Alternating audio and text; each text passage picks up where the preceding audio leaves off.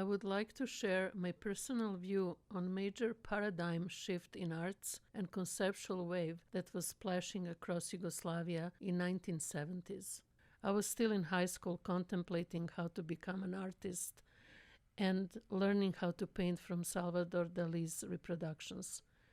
I want to give a context for tonight's screening of Mapping by referencing my encounters with this unprecedented cultural eruption in 71 when small institution SKC Student Culture Center was opened. During the month of April, year after year, we were exposed to the most exciting and innovative local and international art practices.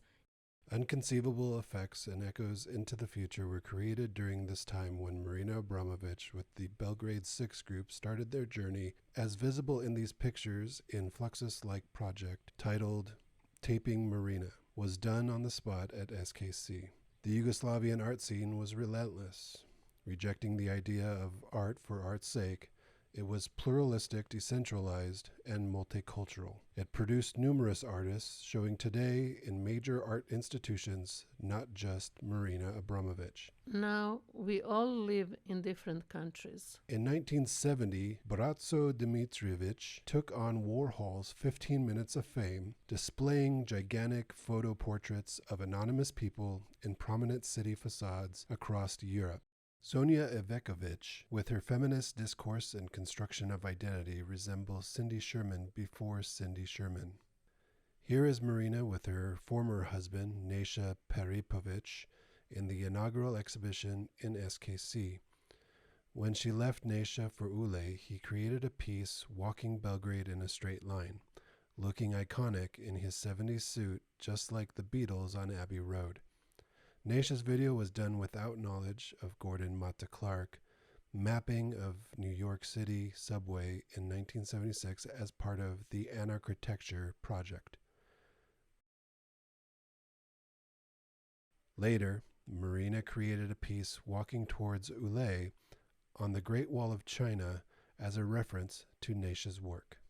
These are few stills from Nesha's video done in silence. That is very dear to me as they show Belgrade of my youth. From SKC, the art spread everywhere, on the streets, even in public restrooms.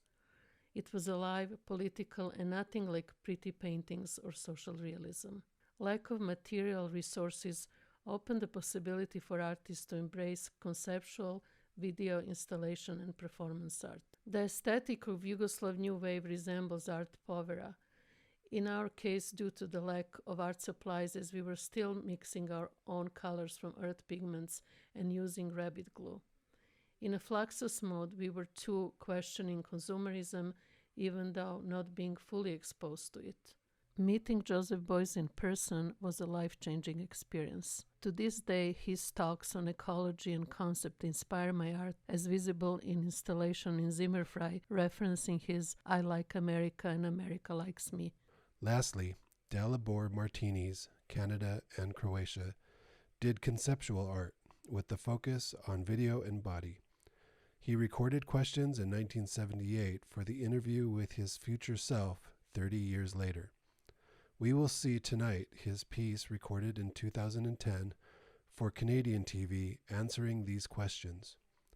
In 2011, Judy Chicago at the Pacific Standard Time did the performance Conversation with My Younger Self, conceptually similar yet very different. The final iteration of Martini's project is planned for 2077 as a contemplation on how online identities will outlive our human ones.